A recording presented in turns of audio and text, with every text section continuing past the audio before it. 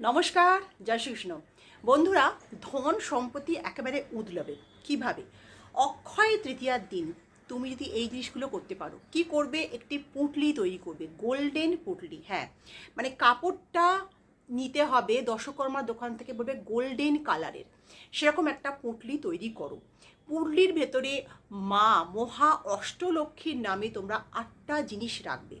কি কি রাখবে আমি বলে দেবো। তার আগে এটা করলে কি হয়, অক্ষয় তৃতীয়ার দিন যা জিনিস তুমি বপন করবে, যা জিনিস তুমি করবে, যাই করো সেটা কিন্তু সারা জীবন থাকবে। অক্ষয় তৃতীয়া মানে যার কোনো ক্ষয় নেই। তো অবশ্যই 19 এপ্রিল সকাল সকাল আমি টাইম বলে দিচ্ছি, কটা থেকে কটার মধ্যে করবে, অবশ্যই একটা টাইম আছে। এই টাইমের মধ্যেই তোমরা পুঁটলিটা তৈরি করো, করে কিন্তু তোমাদের ঠাকুর ঘরে রেখে দাও। তো এটা অষ্টলক্ষ্মীর নামে তোমরা করবে। প্রথমেই যেটা বলবে, অষ্টলক্ষ্মীর নাম করে আদি লক্ষ্মী, আদি লক্ষ্মীর নাম করে একটি সিঁদুর, মানে অল্প একটু সিঁদুর নাও। দ্বিতীয়ত বিদ্যা লক্ষ্মীর নাম করে সবুজ এলাচি নাও। তৃতীয়ত ধনলক্ষ্মীর নাম করে একটি ছোট্ট একদম রূপোর কয়েন, ছোট রূপোর কয়েন হলেই হবে। তারপরে সন্তান লক্ষ্মীর নাম করে হলুদের ছোট গাঁট নাও। তারপরে ঐশ্বর্য লক্ষ্মীর নাম করে অক্ষত চাল নাও।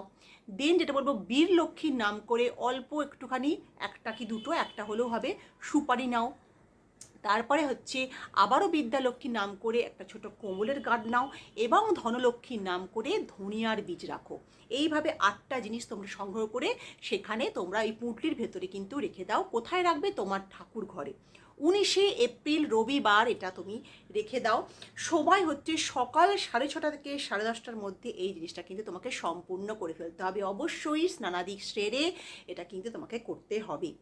এই জিনিসগুলো রাখার ফলে তুমি যে রাখলে, তোমার সারা জীবনের ধন সম্পত্তি কিন্তু তোমার কিভাবে ওতলাবে, তুমি এই বছরের মধ্যে কিন্তু সেটা চাক্ষুষ নিজে চোখে দেখতে পাবে।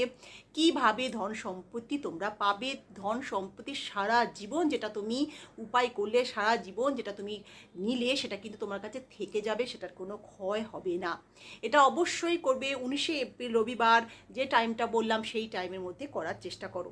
আর অবশ্যই যেহেতু এটা মা লক্ষ্মীর কৃপায় সব কিছু তুমি পাচ্ছ, অবশ্যই কমেন্টে জয় মা লক্ষ্মী লিখতে কিন্তু একেবারেই ভুলবে না। আশা করি বুঝতে পেরেছ, খুব সহজ রামবান টোটকা একটা দিলাম, তোমরা অবশ্যই করবে। তো ভালো থেকো, সুখে থেকো, শান্তি থেকো, এবং কমেন্টে জয় মা লক্ষ্মী লিখতে কিন্তু ভুলো না। নমস্কার।